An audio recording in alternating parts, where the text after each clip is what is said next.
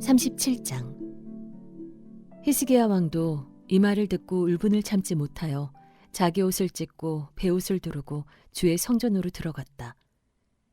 그는 국내 대신 엘리야김과 서기관 셈나와 원로 제사장들에게 베옷을 두르게 한 뒤에 이 사람들을 아모스의 아들 예언자 이사야에게 보냈다. 그들은 이사야에게 가서 히스기야 왕의 말씀이라고 하면서 이렇게 말하였다. 오늘은 환난과 징계와 굴욕의 날입니다. 아이를 낳으려 하나 낳을 힘이 없는 산모와도 같습니다. 주 그대의 하나님께서는 랍사게가 한 말을 다 들으셨을 것입니다. 랍사게는 살아계신 하나님을 모욕하려고 그의 상전인 아시리아 왕이 보낸 자입니다. 주 그대의 하나님께서 그가 하는 말을 들으셨으니 그를 심판하실 것입니다. 그대는 여기에 남아있는 우리들이 구원받도록 기도하여 주십시오. 히스기야 왕의 신하들이 이사야에게 가서 이렇게 말하니 이사야가 그들에게 대답하였다. 그대들의 왕에게 이렇게 전하십시오. 주께서 이렇게 말씀하십니다. 아시리아 왕의 부하들이 나를 모욕하는 말을 네가 들었다고 하여 그렇게 두려워하지 말아라. 내가 그에게 한 영을 내려보내어 그가 뜬 소문을 듣고 자기 나라로 돌아가게 할 것이며 거기에서 칼에 맞아 죽게 할 것이다. 랍사게는 자기 왕이 라기스를 떠났다는 소식을 듣고 후퇴하여 림나를 치고 있는 아시리아 왕과 합세하였다.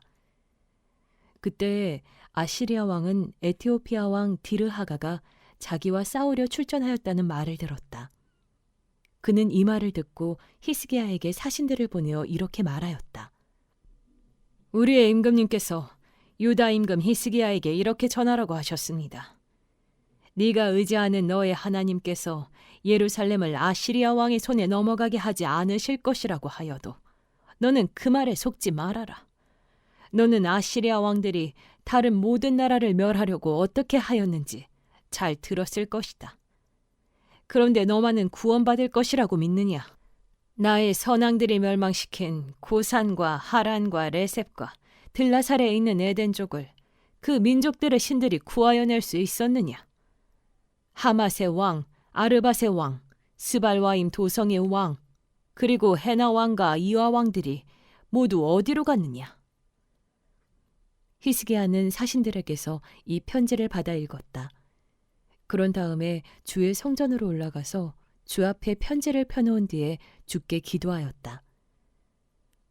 그룹들 위에 계시는 이스라엘의 하나님, 만군의 주님, 주님만이 이 세상의 모든 나라를 다스리시는 오직 한 분뿐이신 하나님이시며 하늘과 땅을 만드신 분이십니다.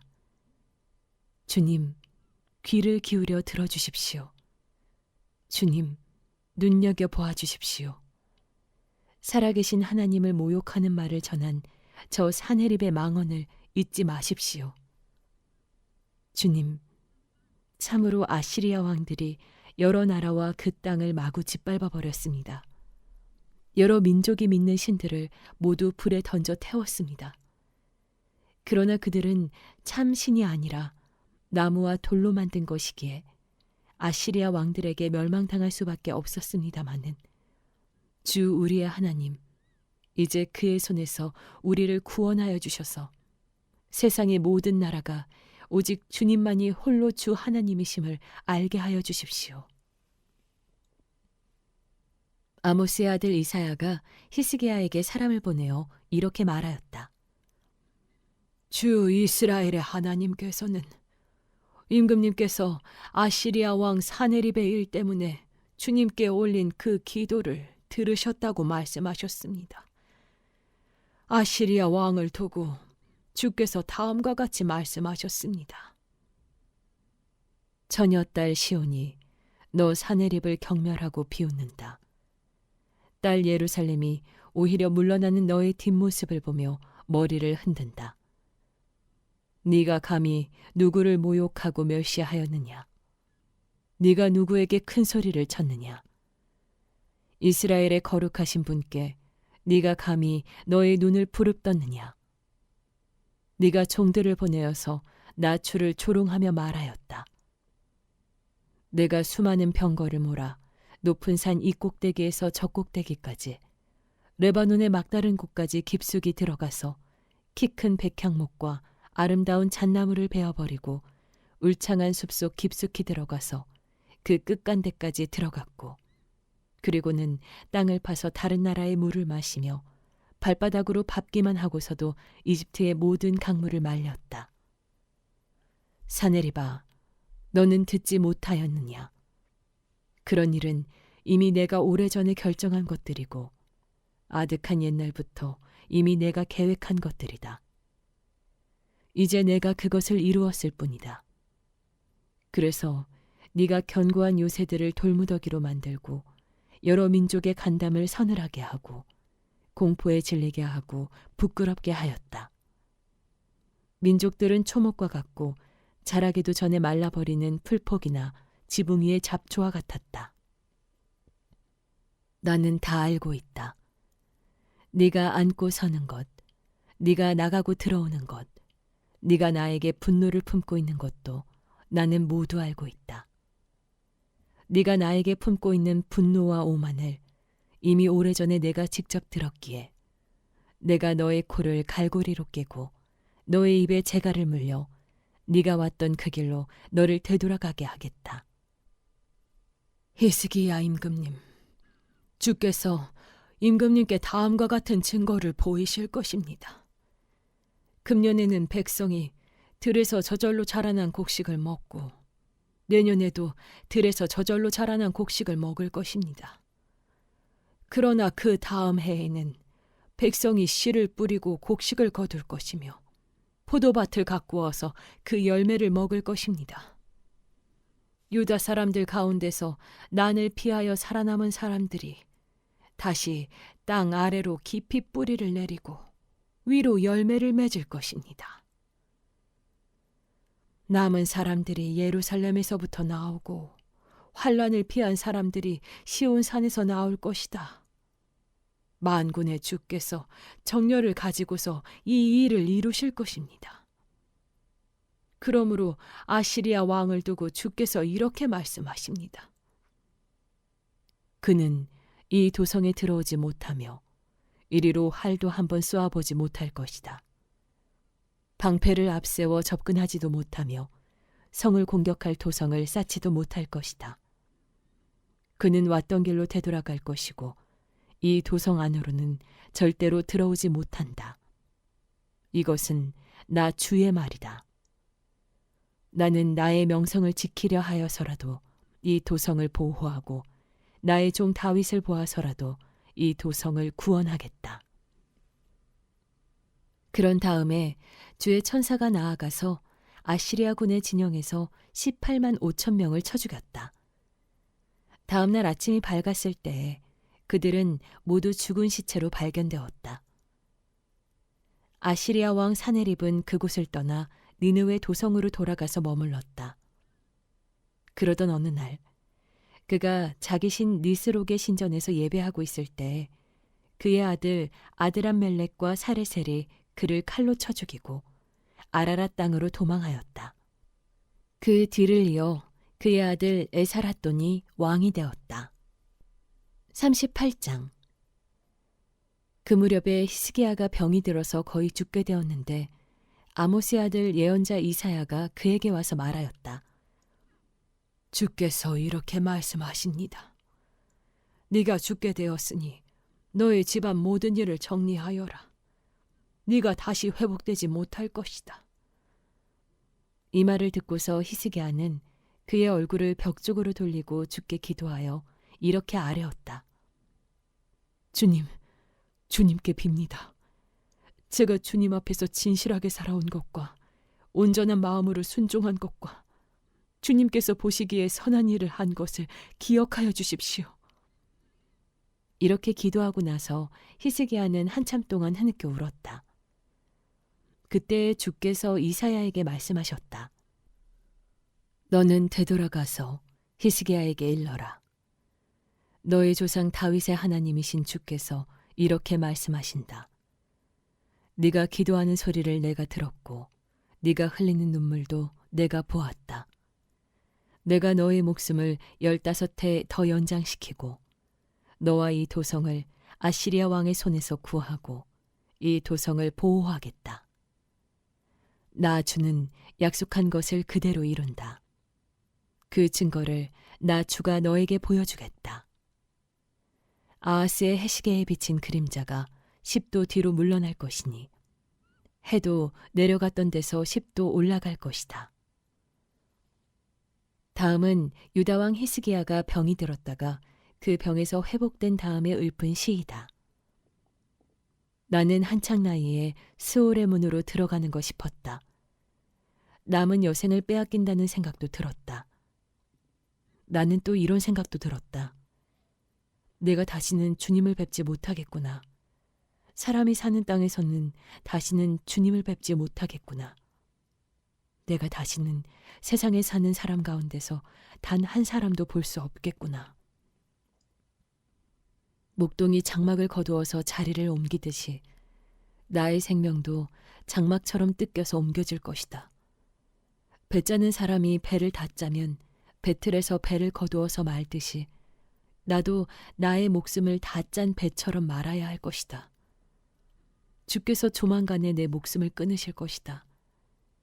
마치 사자가 나의 뼈를 바수어 먹기라도 하듯이 나는 날이 살 때까지 울부짖었다. 주께서 조만간에 내 목숨을 끊으실 것이다. 나는 제비처럼 학처럼 애타게 소리 지르고 비둘기처럼 구슬피 울었다. 나는 눈이 멀도록 하늘을 우러러 보았다. 주님, 저는 괴롭습니다. 이 고통에서 저를 건져 주십시오. 주께서 말씀하셨고 주께서 그대로 이루셨는데 내가 무슨 말을 더 하겠는가? 나의 영혼이 번민에 쌓여 있으므로 내가 잠을 이룰 수 없다. 주님, 주님을 섬기고 살겠습니다. 주님만 섬기겠습니다. 저를 낫게 하여 주셔서 다시 일어나게 하여 주십시오. 이 아픔이 평안으로 바뀔 것입니다. 주께서 이 몸을 멸망의 구덩이에서 건져주시고 주께서 저의 모든 죄를 용서하십니다. 스올에서는 아무도 주께 감사드릴 수 없습니다. 죽은 사람은 아무도 주님의 신실하심을 의지할 수 없습니다. 제가 주님을 찬양하듯 오직 살아있는 사람만이 주님을 찬양할 수 있습니다. 부모들이 자녀들에게 주님의 신실하심을 일러줍니다. 주님, 주께서 저를 낫게 하셨습니다. 우리가 수금을 뜯으며 주님을 찬양하겠습니다. 사는 날 동안 우리가 주의 성전에서 주님을 찬양하겠습니다. 이사야가 왕에게 무화과 빵을 가져다가 종기에 붙이시면 임금님께서 나으실 것입니다. 하고 말하였을 때 히스기야는 내가 주의 성전에 다시 올라갈 것이라는 증거가 무엇이오? 하고 물었다. 39장. 그때 발라단의 아들 바빌로니아 왕 무로닥 발라단이 히스기야가 병들었다가 나았다는 소식을 듣고서 그에게 친서와 예물을 보내왔다. 히스기야는 그들을 반가이 맞아들이고 보물창고에 있는 은과 금과 향료와 향유와 무기고와 창고 안에 있는 모든 것을 다 보여주었다. 히스기야는 그들에게 궁궐과 나라 안에 있는 것을 하나도 빠짐없이 다 보여주었다. 그때 예언자 이사야가 히스기야 왕에게 와서 물었다. 이 사람들이 무슨 말을 하였습니까? 이 사람들은 어디에서 온 사람들입니까? 히스기야가 대답하였다. 그들은 저 먼 나라 바빌로니아에서 온 사람들이요. 이사야가 또 물었다. 그들이 임금님의 궁궐에서 무엇을 보았습니까? 히스기야가 대답하였다. 그들은 나의 궁궐 안에 있는 모든 것을 보았고 나의 창고에 있는 것 가운데 그들에게 보여주지 않은 것이 하나도 없어. 이사야가 히스기야에게 말하였다. 만군의 주의 말씀을 들으십시오. 그날이 다가오고 있다. 그날이 오면 너의 왕궁 안에 있는 모든 것과 오늘까지 너의 조상이 저장하여 놓은 모든 보물이 남김없이 바벨론으로 옮겨갈 것이다. 주께서 또 말씀하십니다. 너에게서 태어날 아들 가운데서 더러는 포로로 끌려가서 바벨론 왕궁의 환관이 될 것이다. 히스기야가 이사야에게 말하였다. 그대가 전하여 준 주의 말씀은 지당한 말씀이요. 히스기야는 자기가 살아있는 동안만이라도 평화와 안정이 계속되면 다행이라고 생각하였다. 40장. 너희는 위로하여라. 나의 백성을 위로하여라. 너희의 하나님께서 말씀하신다. 예루살렘 주민을 격려하고 그들에게 일러주어라. 이제 복역 기간이 끝나고 죄에 대한 형벌도 다 받고 지은 죄에 비하여 갑절의 벌을 받았다고 외쳐라. 한 소리가 외친다.